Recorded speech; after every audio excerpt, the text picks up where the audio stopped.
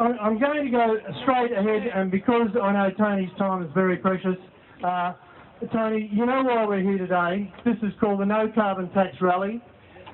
We're protesting against the fact that a carbon tax is not appropriate for curing pollution or the increase in temperature on the planet.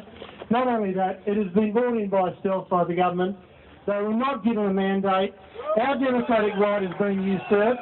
We are the people that make up this country. We are the consumers and the taxpayers. Ladies and gentlemen, the Leader of the Opposition, Mr. Tony Abbotts. Come on!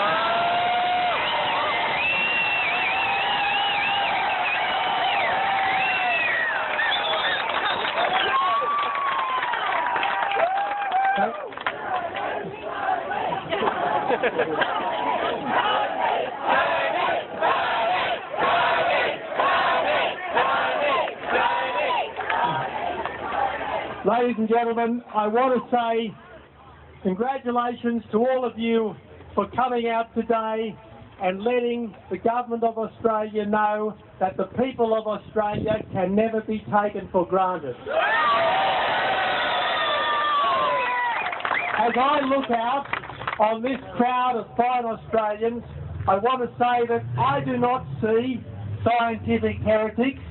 I do not see environmental vandals. I see people who want honest government. The Prime Minister, 6 days before the election, stood up before the Australian people and she said, "There will be no carbon tax under the government I lead."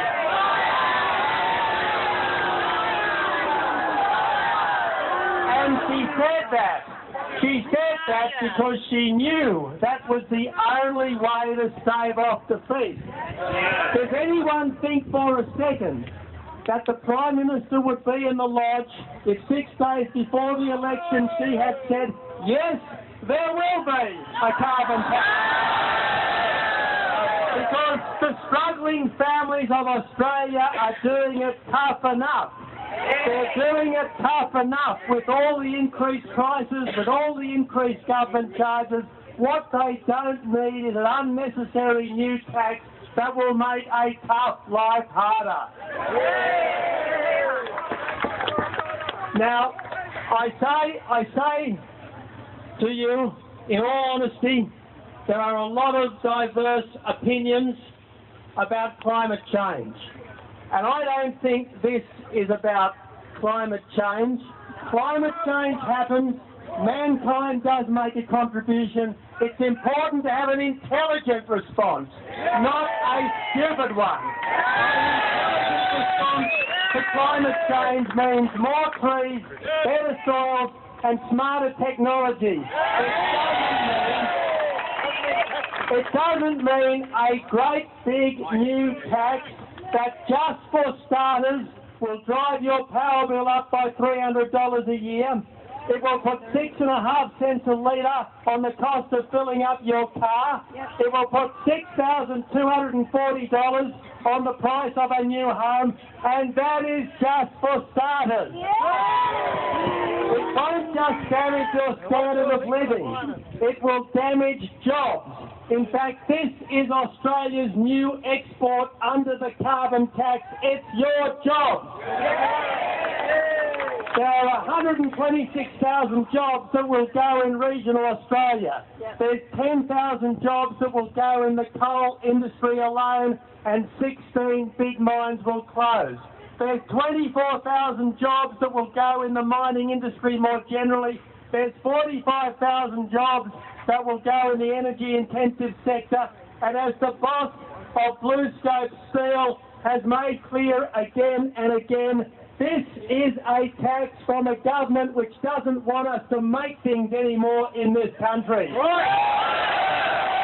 is economic vandalism. It is life and death for the steel industry, for the aluminium industry, for the cement industry, for the motor industry.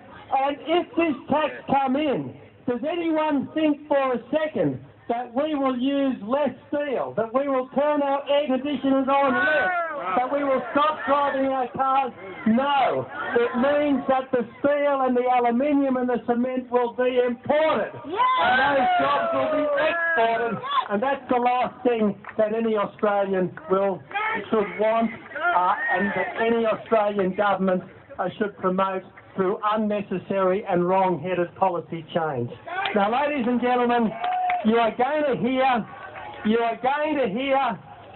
a lot of misinformation in the course of this carbon tax fight. One of the pieces of misinformation that you will hear is that this is just a tax on big emitters. Wrong. This is a tax on every single Australian. It's a tax on you. The next thing you will hear is that you will be compensated. Well, let me say this. A tax cut to compensate for a tax hike is not a cut, it's a con. And the Australian public are not mugs. We know what's really happening. We will not be conned. And any government which puts a $2,000 a year tax on the average household and then says, please be grateful with $300 or $400 or $1,000 back in your pocket, that is not tax reform, that is a tax mirage. Ladies and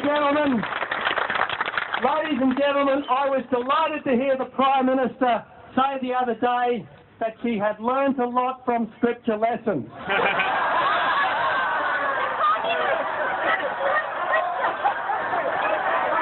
Thou shalt not bear false witness.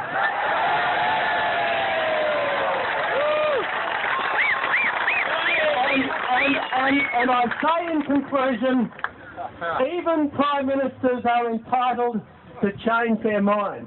But a Prime Minister is not entitled to change her mind on something as important as this without going back to the people and seeking a new...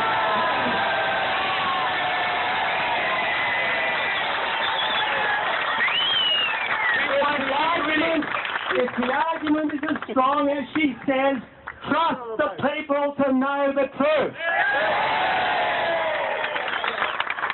Go back and have a vote, and we will accept the outcome. Thanks very much indeed. Thank you very much indeed.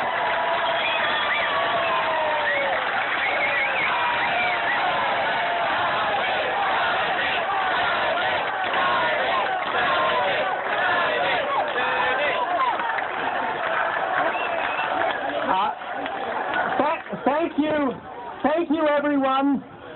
Thank you everyone for coming. Democracy is at the heart of our country, and democracy means giving everyone the chance to be heard with respect. I am so pleased to have had the chance to meet with some of you, to talk to all of you. I wish the Prime Minister was here. I think he might learn something. I wish the union leaders who represent workers in the manufacturing industry of our country were here. They might learn something, but I am so pleased and thrilled to have so many of my colleagues here. Thank you so much to my colleagues. Led by Warren Sass,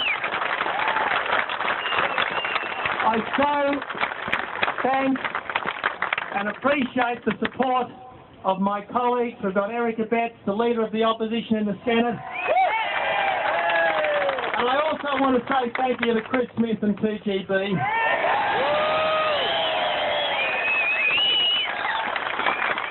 You know, it's easy to be critical of our media, and I've got to say, sometimes I am critical of our media. But the great thing about a free media in a free democracy is that it gives the ordinary people of our country a voice. Thank you, Chris, for the voice you have given to the people of this country. Thank you, Tony.